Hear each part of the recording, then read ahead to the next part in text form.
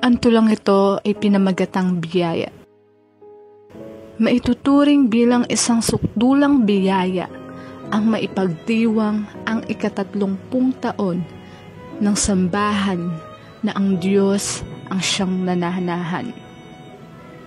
Ang sambahan kung saan nagsimulang mag-alab ang ating pananampalataya, relasyon at komunikasyon sa ating Panginoon sa pamamagitan ng kanyang mga lingkod na walang sawang nagtuturo ng kanyang mga salita, buhat ng kaliwat kanang sakripisyo at pagod nila.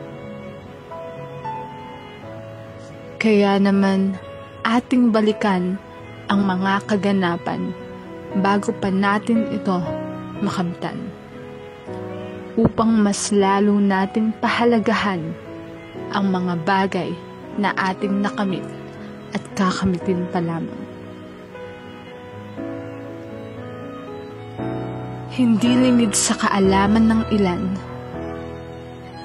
noong panahon na nagsisimula pa lamang itong ating munting sambahan, sa pamumuno ng ating mga espiritual na magulang, ay ito'y dati gusaling mababa na madalas binabaha sa tuwing malakas ang buhos ng ulan. Naroon din ang pagkakataong ito ay binabato na may mga nang-uusig sa kadahilan ng salungat sila sa ating pananampalataya. Mayroon ding mga lumisang kapatiran, sanhi ng iba't ibang kadahilanan. Kasabay pa ng mga ito ang kanilang personal na pinagdaraanan.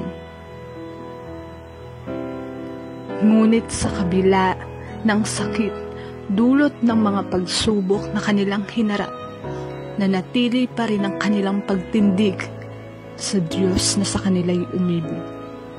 Hindi tumingin sa mga pagsubok na sa kanila'y humahagupit, bagkus patuloy silang lumakad at inihayag salita ng Diyos na hindi nagmamaliw.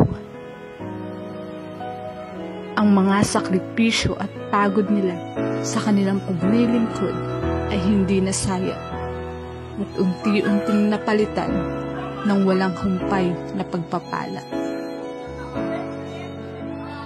Ang nooy isang munting sambahan na kanilang inalagaan at itinuring parang sariling tahanan ay unti-unting lumago dulot ng pagkakaisa ng bawat kapatiran na kanilang pinangungunahan.